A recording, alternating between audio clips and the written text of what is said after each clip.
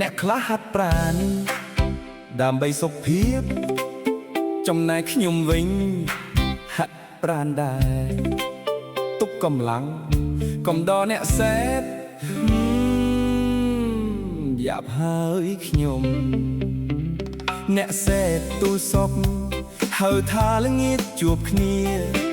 លឺភ្លាមមិនរុញរាខ្ញុំឆ្លើយថាដល់ឥឡូវហើយបងមិត្តភក្តិជួបជុំសំណែកលន់កងរំពងជួបជុំគ្នាម្ដងបំបត្តិទុកកងវល់ណាគេសួរថាខ្ញុំមានមុខជាប់ជានិច្ចមិនដែលភ្លេចឲ្យតែបានលឺអ្នកសែតហៅមិនឲ្យរងចាំ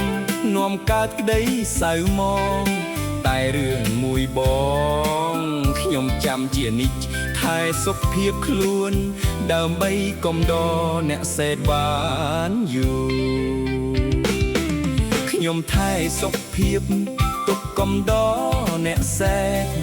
ហៅពេលណាផ្លែតខ្ញុំមានមុខតាន់ពេលរៀបចំចាត់ចែងមិនឲ្យអ្នកសេតទាស់ចិត្តឡើយគ្នាសេតហើយវើយយើងត្រូវយល់ចិត្តគ្នា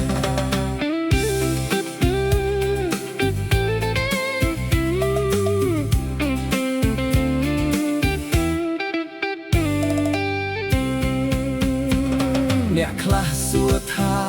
ហេតុអ្វីមិនដែលឃើញខកខានខ្ញុំសាយរួចហើយឆ្លើយថាមិត្តខ្ញុំគាត់សែតមិនមែនចង់ខឹកក៏មិនចង់បានអ្វីនោះដែរគ្រាន់តែចង់ឃើញអ្នកសែតគ្នាសប្បាយចិត្តអ្នកខ្លះវិញសួរថាខ្ញុំជំនួយការអ្នកសេតមែនទេខ្ញុំសាយឆាយឆ្លើយថាអត់ទេជាអ្នកកំដរអ្នកសេ